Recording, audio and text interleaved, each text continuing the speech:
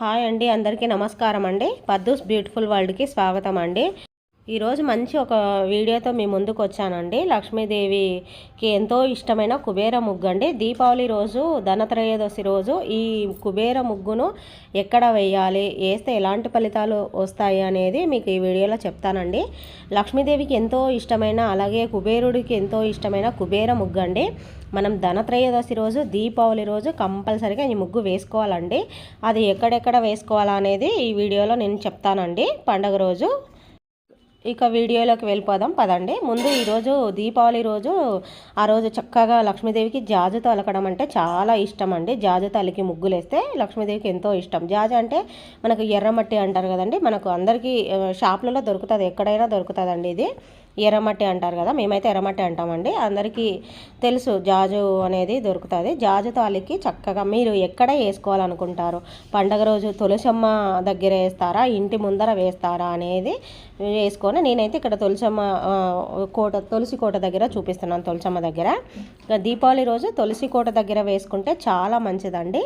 అలాగే మనం పూజ గదిలో వేసుకుంటే జాజుతో అలకాల్సిన పని లేదు. బయట ఇంటి ముందర వేసుకున్న, తులసి కోట దగ్గర వేసుకున్న, ఇలా జాజుతో అలికి ముగ్గు వేసుకుంటే చాలా మంచిది. మీకు ఒకవేళ జాజు మా దగ్గర లేదు అనుకున్నప్పుడు పసుపుతైనా అలికి ఈ ముగ్గు వేసుకోవచ్చండి. కానీ దీపావళి రోజు, ధనత్రయోదశి రోజు కంపల్సరీగా ఈ ముగ్గు అనేది వేసుకోవాలండి. లక్ష్మీదేవికి ఈ ముగ్గు చాలా ఇష్టం. ఇప్పుడు చూడండి, జాజుతో అలికినాను, ఆరిపోయినాక ఇప్పుడు చుక్కలు పెట్టేస్తున్నాను. ఫస్ట్ 3 చుక్కలు పెట్టుకోవాలండి. 3 చుక్కలు పెట్టేసిన తర్వాత మళ్ళీ సందు అంటారు కదా, సందు చుక్కలు పైన 4 రావాలి. అంటే ఆ 3 చుక్కల మధ్యలో 2 వస్తాయి, ఇటు చివర అటు చివర 2 చుక్కలు వస్తాయి, అట్లా 4 పెట్టిన తర్వాత మళ్ళీ పైన 3 చుక్కలను 2 చుక్కలు పెట్టాలా. అలా పెట్టుకున్న తర్వాత మళ్ళీ సేమ్ కింద కూడా అట్లనే వస్తుందండి. మధ్యలో ఫస్ట్ 3 చుక్కలు పెట్టినాం కదా, దాని కిందనే మళ్ళీ ఫస్ట్ 4 చుక్కలు వస్తాయి, తర్వాత 3 చుక్కలు, తర్వాత 2 చుక్కలు వస్తాయి. ఇలా పెట్టుకోవాలా. ఈ ముగ్గు అంటే పండగ రోజు మీరు చూడండి, మీకు రాకపోతే గిన అర్థమైతే 1కి 2 సార్లు కొంచెం చూసుకుంటే మీకు అర్థమవుతుంది. చాలా ఈజీగానే ఉంటుందండి ముగ్గులు.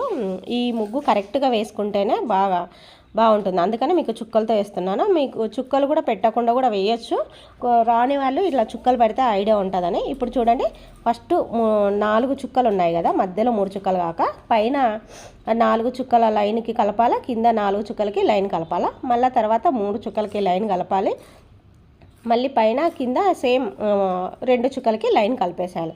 4 చుక్కలు, 3 చుక్కల్ని 2 చుక్కలు, ఇలా లైన్లు పైన సేమ్, కింద ఒకటే లైన్లు వేయాలి. ఇప్పుడు పైన 2 చుక్కలు ఉన్నాయి కదా, అది కింద 3 చుక్కల కింద 4వ చుక్క ఉంది కదా, దానికి కలపాలి. ఇక్కడ మీకు వీడియో చూపిస్తున్నాను చూడండి, అర్థమవుతుంది కదా. అట్లా మళ్ళీ రెండో దానికి మళ్ళీ 3 చుక్కల దానికి కింద 3 చుక్కలే, అలా 2 చుక్కల్ని ఈ 4 చుక్కలకి ఇలా కలుపుతుంటే ఈజీగా వచ్చేస్తుంది. ఒకటి వేస్తే మనకు అర్థమైపోతుంది.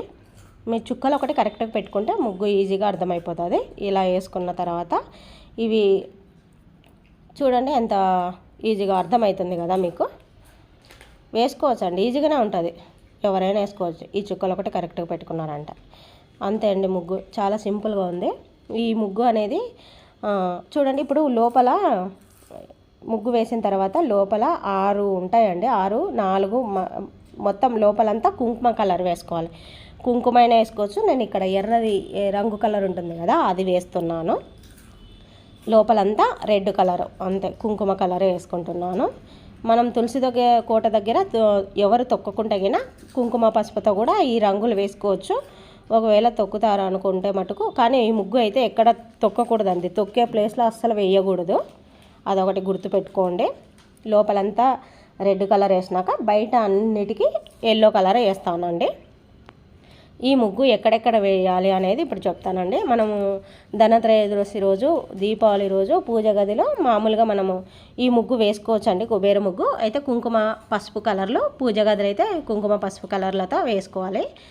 అది తులసమ్మ కోట దగ్గర అయితే మీరు పసుపు కుంకుమతో అయినా వేసుకోవచ్చు, ఇలా రంగుతో అయినా వేసుకోవచ్చు. కాకపోతే ఇంటి ముందర వేయకూడదండి ఈ ముగ్గు, ఎందుకంటే మనం తొక్కుతూ ఉంటాం, ఇంట్లోకి బయటికి తిరుగుతూ ఉంటాం కాబట్టి ఇంటి ముందర వేయకూడదు. అలాగే పొరకతో ఊడ్చకూడదు. ఈ ముగ్గు వేసినాక మనం మరుసటి రోజు క్లీన్ చేయాలనుకుంటే ఒక క్లాత్ తీసుకొని అంతా దగ్గరికి కుప్పలాగా చేసుకొని చేతితో తీసేయాలి. అలాగే పొరకతో కొట్టకూడదు. ఇప్పుడు చూడండి ఎల్లో కలర్ వేస్తున్నాను అంతా. ఇంకా ఇప్పుడు అన్ని బయట కనిపిస్తున్నాయి కదా, వాటికంతా ఎల్లో కలర్. ఇలా మొత్తం ఎల్లో కలర్ వేసుకుంటే ఇంకా ముగ్గు రెడీ అయిపోతుంది. ఇదండి గుర్తుపెట్టుకోండి. మీరు తులసమ్మ కోట దగ్గర మీరు తొక్కరు అనుకుంటే ఈ ముగ్గు వేసుకోండి. తొక్కని తొక్కకూడదు ఈ ముగ్గు. అయితే పూజ గదులైనా వేసుకోండి. తులసమ్మ కోట దగ్గర మాకు ప్లేస్ ఉంది, ఎవరు తొక్కరు అనుకుంటే వేసుకోండి. కానీ కంపల్సరిగా వేసుకోవాలండి. దీపావళి రోజు లక్ష్మీదేవి అనుగ్రహం మనకు కలగాలంటే ఈ కుబేర ముగ్గు కంపల్సరిగా పూజ గదిలైనా తులసమ్మ కోట దగ్గరైనా వేసుకోవాలి. అలాగే కార్తీక మాసం వస్తుంది కదా, ప్రతిరోజు వేసుకోవచ్చు.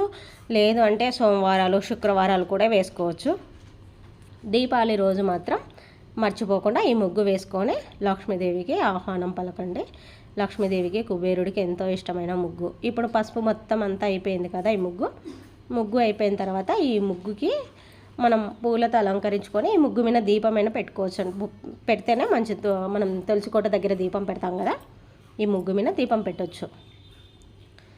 చూడండి అంతే, పసుపుతో మొత్తం అన్నీ నింపేసుకున్నాక ఈ ముగ్గు వేసిన తర్వాత ఇది కుబేర ముగ్గుకు సైడు 4 బార్డర్లు అనేది వేయాలి. బార్డర్ అనేది లేకుండా ముగ్గు ఎప్పటికీ వేయకూడదు. ఈ ముగ్గుకి కాదు, మనం ఇంటి ముందర వేసే ప్రతి ముగ్గుకు 4 బార్డర్లు అనేది ఉండాలి, కంపల్సరిగా ఉండాలి. అప్పుడే మనకు ముగ్గు అనే అర్థమైపోతుంది. ముగ్గు సైడ్ బార్డర్ లేకుండా ముగ్గు ఉండకూడదు. చూడండి ఎంత బాగుందో ముగ్గు రంగులు వేస్తే. ఇప్పుడు నేను ఇక్కడ 4 సైడ్ బార్డర్లు అనేది వేస్తున్నాను. బార్డర్లు అనేది మీ ఇష్టం ఏదైనా వేసుకోవచ్చు. కాకపోతే ఈ ముగ్గుకు 4 బార్డర్లు అనేది ఉండాలి. ముగ్గుకు 4 బార్డర్లు ఎందుకంటే బంధనం అనేది చేస్తామన్నమాట. ఇలా ఉంటేనే ఐశ్వర్య ముగ్గు అంటారు. కుబేర ముగ్గును ఐశ్వర్య ముగ్గు కూడా అంటారు. చూసుకోండి. మీకు ఇంకా దీపావళికి మంచి మంచి ముగ్గులు కావాలంటే కామెంట్ చేయండి, నేను చూపిస్తాను. లక్ష్మీదేవికి ఇష్టమైన అష్టదళ పద్మ ముగ్గులు కానీ కొన్ని కమలం ముగ్గులు కానీ చూపించమంటే చూపిస్తాను. కావాలన్న వాళ్ళు అడగండి, కామెంట్ చేయండి, ముగ్గు చూపిస్తాను. ఈ ముగ్గు మీకు 1కి 2 సార్లు చూడండి, మీకు అర్థమవుతుంది. ఇలా 4 ఇప్పుడు 2 వేసాను కదా, ఆ పైన అటు చివర ఇటు చివర 4 సైడ్లు వేస్తే ఆ ముగ్గులో కూడా కొంచెం కుంకుమ పసుపు వేస్తే బాగుంటుంది. నేను ఇక్కడ పసుపు కుంకుమ కలర్ వేస్తున్నాను. చూడండి జాజి తలకి ముగ్గు వేసుకుంటే ముగ్గులో కుంకుమ పసుపు కలర్లు వేస్తే ఎంత అందంగా ఉందో. అలాగే చూడండి, మీరు కూడా ఈ దీపావళికి ముగ్గును వేసుకుంటారని అనుకుంటున్నాను. సో దీపావళి రోజు ఈ ముగ్గు అనేది వేసుకోండి. ఇలా జాజి తల్లికి బియ్యం పిండితో ముగ్గులు పెట్టి ఇలా కుంకుమ పసుపు రంగులతో కుంకుమ పసుపుతో కానీ అలంకరించుకొని దీపాలు వెలిగించుకుంటే లక్ష్మీదేవి అనేది మన ఇంట్లోకి వస్తుందండి. ఇప్పుడు ఈ ముగ్గు వేసిన తర్వాత పూలతో అలంకరించుకుంటే బాగుంటుందండి. నేను ఇక్కడ పూలతో కూడా అలంకరిస్తున్నాను చూడండి.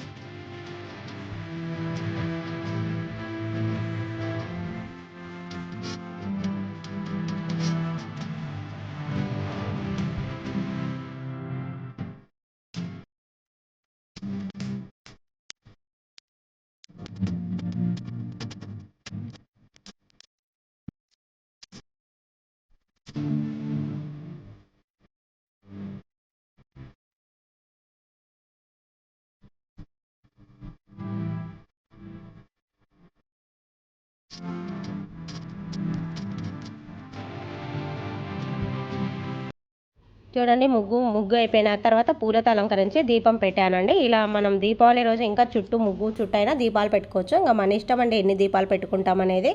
దీపావళి రోజు ఇలా ముగ్గు వేసుకొని ముగ్గు చుట్టూ దీపాలు పెట్టుకోవచ్చు అండి. చాలా అందంగా ఉంటుంది. ఈ వీడియో మీకు నచ్చితే లైక్ చేయండి, షేర్ చేయండి, సబ్స్క్రైబ్ చేయండి. మరొక మంచి వీడియోతో మీ ముందుకు వస్తాను. ఉంటానండి. బాయ్ అండి.